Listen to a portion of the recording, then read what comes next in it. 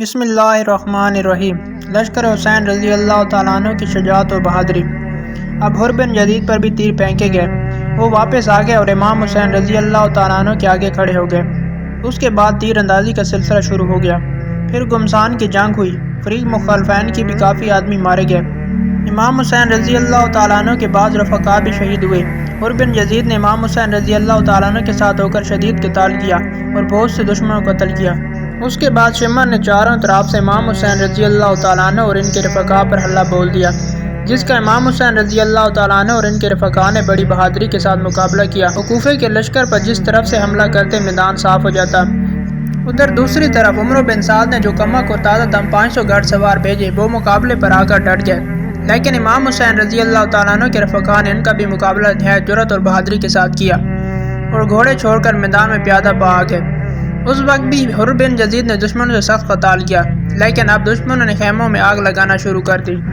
امام حسین رضی اللہ تعالیٰ عنہ کے اکثر و بیشتر ساتھی شہید ہو چکے تھے اور دشمن کے دستے آپ کے قریب پہنچ چکے تھے۔ حضرت ابو شمام سائتی رضی اللہ تعالیٰ عنہ نے امام حسین رضی اللہ تعالیٰ عنہ سے عرض کیا کہ میری جان آپ پر قربان، میں چاہتا ہوں کہ آپ کے سامنے قتل کیا جاؤں، لیکن دل یہ چاہتا ہے کہ ظہر کی نماز کا وقت ہو چکا ہے، نماز ادا کر کے اپنے پروردگار کے پاس جاؤں۔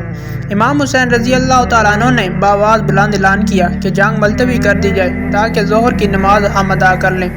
گمسان کی جنگ میں نماز ظہر کے اعلان کی طرف کون کان لگاتا؟ مخالفین کی طرف سے شدید قتل و قتال برابر جاری رہا، یہاں تک کہ ابو شمام سائتی رضی اللہ تعالیٰ عنہ نماز کی حسرت دل میں لیے شہید ہو گئے، لیکن امام حسین رضی اللہ تعالیٰ عنہ نے اپنے چند اصحاب کے ساتھ نماز ظہر صلاۃ و خوف کے مطابق ادا فرمائی۔ نماز ادا کر لینے کے بعد امام حسین رضی اللہ تعالیٰ عنہ نے پھر قتال شروع کر دیا۔ اب یہ لوگ آپ تک پہنچ چکے تھے۔ حنفی آپ کے سامنے آ کر کھڑے ہو اور سب تیر اپنے بدن پر کھاتے رہے، یہاں تک کہ زخموں سے چور ہو کر گر گئے۔ زبیر بن الکین نے آپ کی مدافعت میں سخت قتال کیا، یہاں تک کہ وہ بھی شہید ہو گئے۔ اس وقت امام حسین رضی اللہ تعالیٰ عنہ کے پاس بجاز اپنے چند گنے چنے رفقا کے اور کوئی نہ رہا تھا، اور بچے کچے رفقا بھی اب خوب اچھی طرح سمجھ گئے کہ اب ہم نہ امام حسین رضی اللہ تعالیٰ عنہ کی جان بچا سکتے ہیں اور نہ اپنی جان۔ اس لیے ہر شخص کی خواہش یہ ہوئی کہ میں امام حسین رضی اللہ تعالیٰ عنہ کے سامنے سب سے پہلے شہید کیا جاؤں۔ اس لیے ہر شخص نہایت شجاعت و بہادری کے ساتھ دشمن کا مقابلہ کرتا رہا۔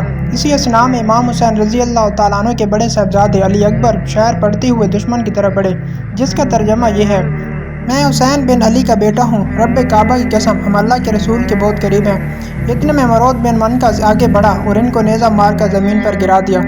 پھر کچھ اور بدبخت آگے بڑھے اور لاش مبارک کے ٹکڑے ٹکڑے کر دیے۔ امام حسین رضی اللہ تعالیٰ عنہ لاش کے قریب تشریف لائے اور فرمایا: اللہ تعالیٰ اس قوم کو برباد کرے جس نے تجھ کو قتل کیا۔